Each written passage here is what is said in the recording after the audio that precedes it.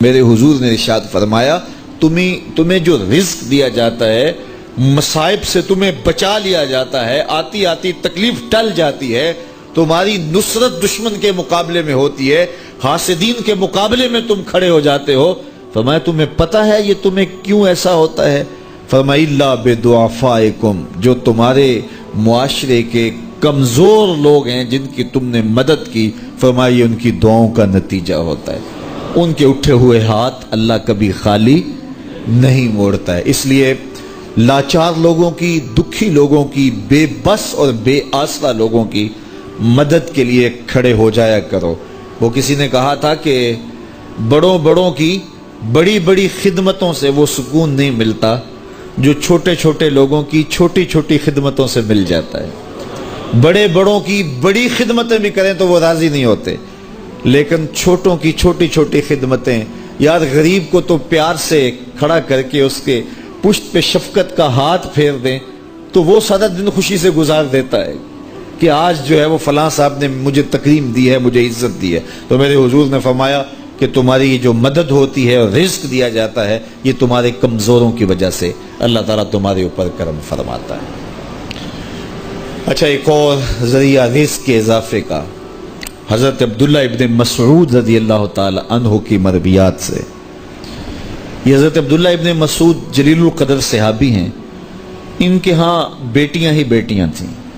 اچھا، جب ان کا آخری وقت آیا اور یہ بڑے سخت بیمار ہو گئے تو نزع کی سی کیفیت طاری ہو گئی،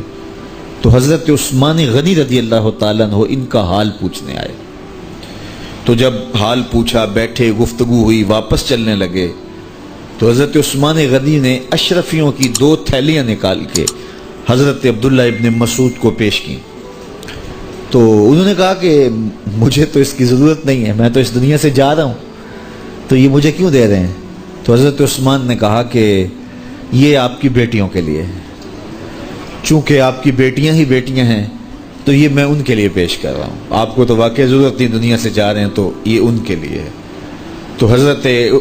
عبداللہ ابن مسعود نے پھر تھیلیاں موڑتے ہوئے کہا کہ میری بیٹیوں کو اس کی ضرورت نہیں ہے، اس لیے کہ میرے حضور نے فرمایا تھا کہ جس کے پاس سورہ واقعہ ہو اس کو غربت تنگ نہیں کر سکتی، تو میری بیٹیاں رات کو سونے سے قبل 1 مرتبہ سورہ واقعہ ضرور پڑھتی ہیں، اس لیے تم میری بیٹیوں کے بارے پریشان نہیں ہونا، اللہ کے فضل سے انہیں غربت تنگ نہیں کرے گی، ان کے پاس سورہ واقعہ جو موجود ہے، تو یہ کسی ایسے ضرورت مند کو دو جس کے پاس سورہ واقعہ نہیں ہے۔ تو سورہ واقعہ کی تلاوت یقیناً رزق کی فراوانیاں اور رزق کی برکتیں حاصل کرنے کا ایک ذریعہ ہے، اور دروازے کھل جاتے ہیں اگر سورہ واقعہ کی تلاوت تسلسل کے ساتھ کی جائے۔ اس لیے اپنے معمولات میں سورہ واقعہ کو شامل کر لیجئے گا، اس کی برکات سے انشاءاللہ رزق کی فراوانیاں نصیب ہوتی ہیں۔ جب کوئی دکھیے کے کام آتا ہے اور اس کی اعانت کرتا ہے تو پھر وہ راضی ہو جاتے ہیں۔ غریب پھنسے ہوئے ماں باپ، گھر بیٹی جوان ہو رہی ہے اور بڑھاپے کی طرف اس کا رخ ہو رہا ہے اور ان کے پاس ہمت نہیں ہے کہ ان بیٹی کو اٹھا سکیں، تو کوئی صاحب ثروت چپکے میں جا کے ان کی مدد کر دیتا ہے کہ تیری بیٹی میری بیٹی ہے اور اس کو تو نے گھر کی دہلیز سے اٹھانا ہے، تو پھر وہ ایک دم خوش ہو جاتا ہے اور آسودہ ہو کے اس کا انتظام کرتا ہے اس کی شادی کا۔ تو کوئی جانتا ہے کہ اس بوڑھے ماں باپ کے دل سے کتنی دعائیں نکلتی ہیں اور اس جو ہے وہ بیٹی کے دل سے کتنی تمنائیں اور کتنی جو ہے وہ نیک جذبات ان اشخاص کے لیے ہوتے ہیں جو ان کی مدد کے لیے کھڑے ہوئے۔ تو کوئی اس کا وزن ہے، کوئی وزن نہیں کر سکتا کہ اللہ تعالیٰ اس کی برکت کتنی عطا کرتا ہے۔ تو